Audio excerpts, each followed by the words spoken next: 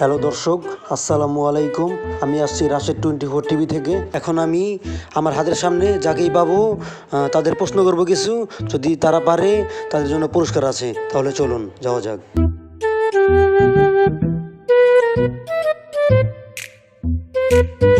এই যে ছোট ভাই তোমাকে কিছু প্রশ্ন করবো, যদি আসতা একটু ভালো হতো। চাচা হেনা কোথায়, এই ডায়লগটা তো এখন সোশ্যাল মিডিয়ায় অনেক ভাইরাল নাকি? আপনি তো শুনেছেন, টিকটক, ফেসবুক, ইউটিউব সব কিছুতেই ভাইরাল নাকি? এখন এই ছবিটার নাম কি আপনি বলতে পারবেন? হ্যাঁ, ছবিটার নাম কি বলেন? দ্বীপের মেয়ে জ্যোৎস্না।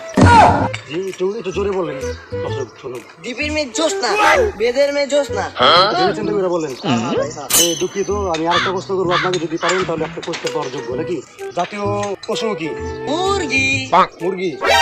জাতীয় পশু মুরগি? হ্যাঁ ভাই, হ্যাঁ মুরগি। শিওর আপনি? মুরগিদের আশেপাশে সব জায়গায় যেতে চাইলে বললাম মুরগি। শিওর আপনি? Sure sure.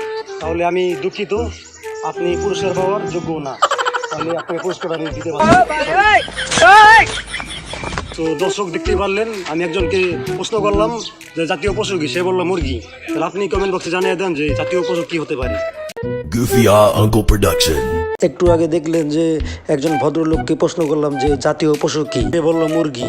তাহলে আজকে আরেকজনকে পাওয়া গেছে, দাঁড়িয়ে দাঁড়িয়ে প্রেম করছে। তার কাছে একটু জানতে চাচ্ছিলাম চাচা হেনা কোথায় ছবিটার নাম, যদি বলতে পারে তার জন্য একটা পুরস্কার আছে। তাহলে চলুন যাওয়া যাক।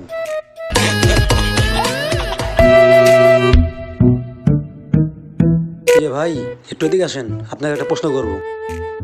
আপনিও আসেন। চাচা হেনা কোথায়, এটা তো এখন ভাইরাল নাকি? ছবিটার নাম যদি আপনি বলতে পারেন তাহলে আপনার জন্য একটা পুরস্কার আছে। বলেন তো দেখি। ছবিটার নাম হলো তেরেলিয়ে। একটু জোরে গান, দর্শক যাতে শুনতে পারে। নাম তেরেলিয়ে। একটু জোরে গান। ছবির নাম তেরেলিয়ে। আপনি শিওর? একটু ভেবে চিন্তা করে বলতেন যদি। আমি ভেবেচিন্তে বলছি, আমি জানি। আপনি শিওর?